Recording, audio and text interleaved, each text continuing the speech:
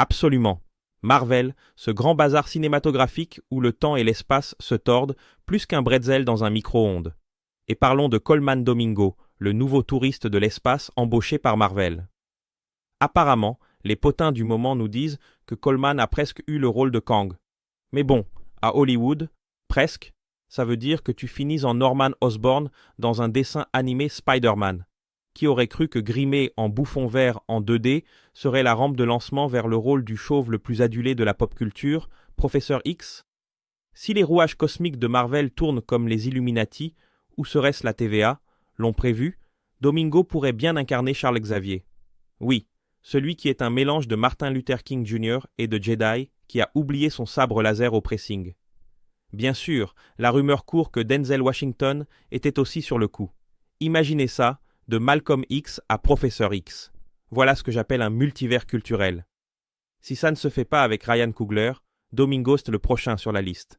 Et vu les entretiens d'embauche chez Marvel, où la question « Avez-vous déjà signé un pacte avec Dormammu ?» est obligatoire, on dirait qu'il est déjà briefé.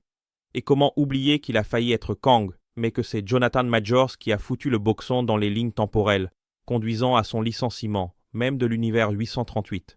Qui ne voudrait pas se déguiser en Norman Osborn dans un cartoon, en attendant patiemment de devenir une légende du grand écran? Une belle promotion verticale, je dis. À bien y réfléchir, si Marvel veut réinventer la roue des mutants, engager quelqu'un comme Coleman pourrait être la solution pour éviter de relancer une franchise tous les 10 ans. Refaire le Professeur X, c'est comme essayer de recréer Mjolnir avec de la pâte à modeler.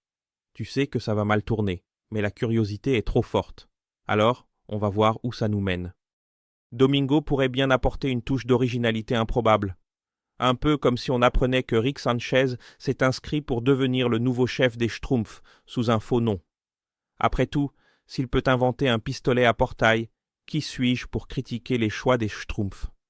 Avant de quitter cet univers, n'oubliez pas de liker, de vous abonner et de commenter pour me dire si vous pensez que Dr. Strange aurait gagné cette partie d'échecs contre Sheldon Cooper.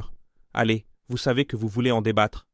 À la prochaine, et que la force, non, pardon, mauvais univers, que la lumière de la gemme de la réalité vous guide.